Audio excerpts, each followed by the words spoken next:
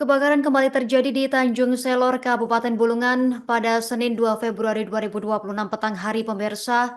Padahal belum satu pekan pasca kebakaran hebat yang melanda deretan kios di Jalan Celarai, kini kebakaran kembali terjadi.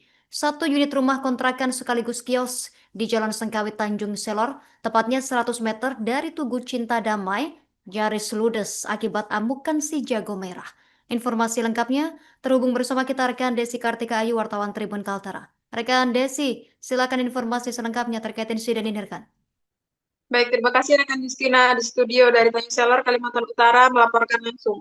Memang benar kebakaran telah melanda rumah karyawan toko AZ Bananas dan juga Dani Donuts yang berada di Jalan Sengkawit RT 8 RW 18, Kelurahan Tanjung Selor Hilir, Kecamatan Tanjung Selor, Kabupaten Bulungan, Kalimantan Utara kemarin pada Senin 2 Februari 2026 petang. Di mana rumah ini merupakan rumah yang disewa untuk karyawan adalah milik dari Haji Nurdin yang disewakan kepada Ramadhani atau pemilik kios.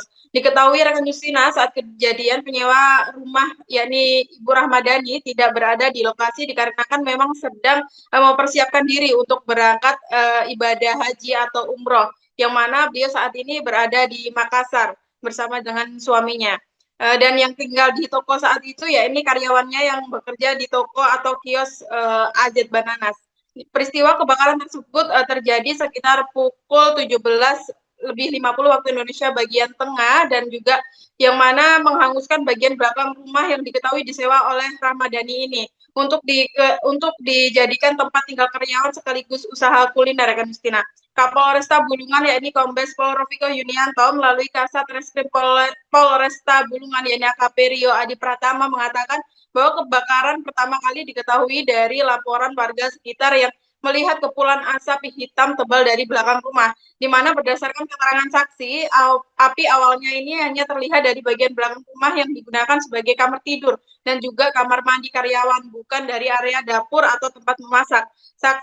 Saksi mata bernama Ami atau salah satu karyawan toko yang berada di lokasi kejadian saat itu menuturkan bahwasannya saat kejadian dirinya tengah bersiaga menunggu pelanggan di bagian depan toko. Namun sekitar pukul 17:50 waktu Indonesia bagian tengah, ia mendapatkan informasi dari pemilik bengkel, justru pemilik bengkel yang ada di depan tepat berada di depan toko tempat ia bekerja yang terlihat di mana pemilik bengkel tersebut melihat ada asap pekat dari arah belakang rumah.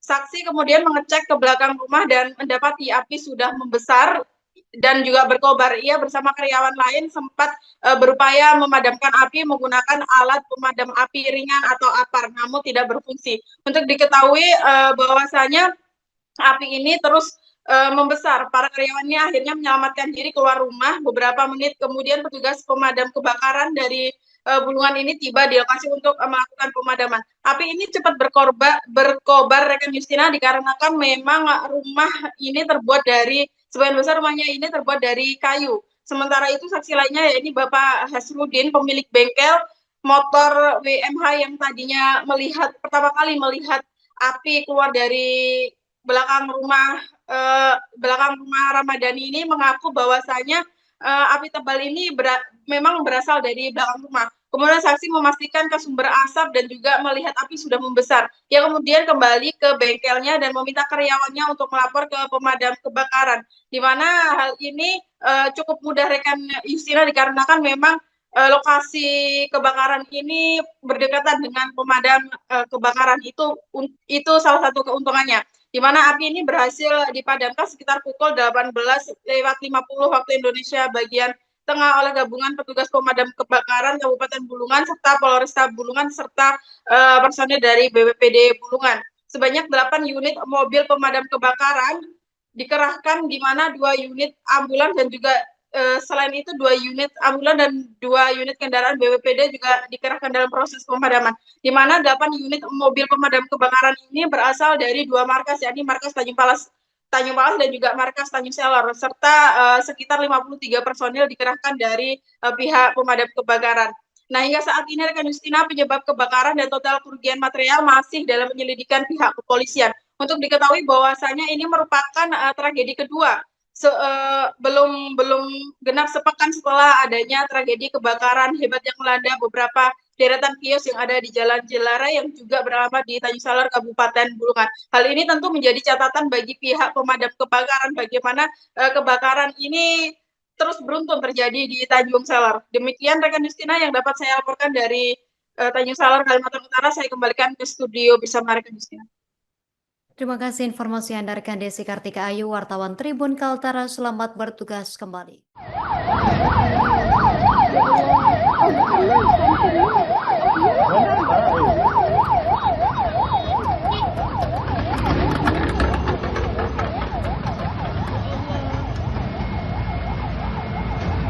Jadi saat ini saya melaporkan dari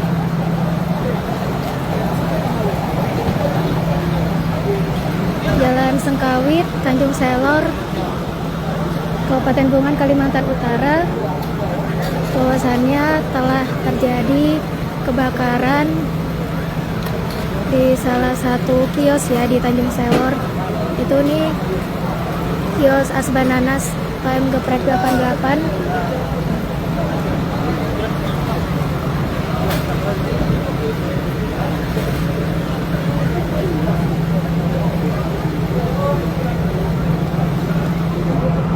Bang, ini berarti yang terdampak satu rumah aja ya? Untuk yang terdampak itu hanya satu rumah. Dan berhubung lokasinya dekat dengan kantor pemadam kebakaran, jadi untuk kebakarannya cepat dipadamkan.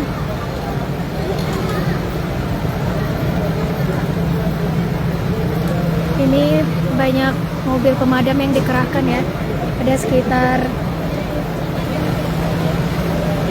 dan saat ini sudah proses pendinginan.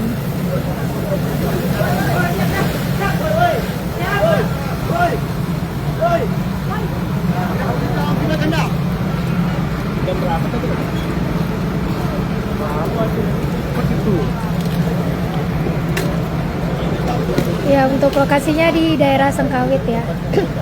Daerah Sengkawit dekat Tugu Cinta Damai.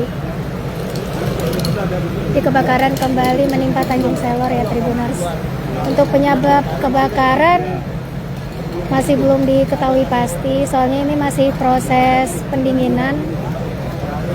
Nanti untuk download Tribun X sekarang, menghadirkan lokal menjadi Indonesia.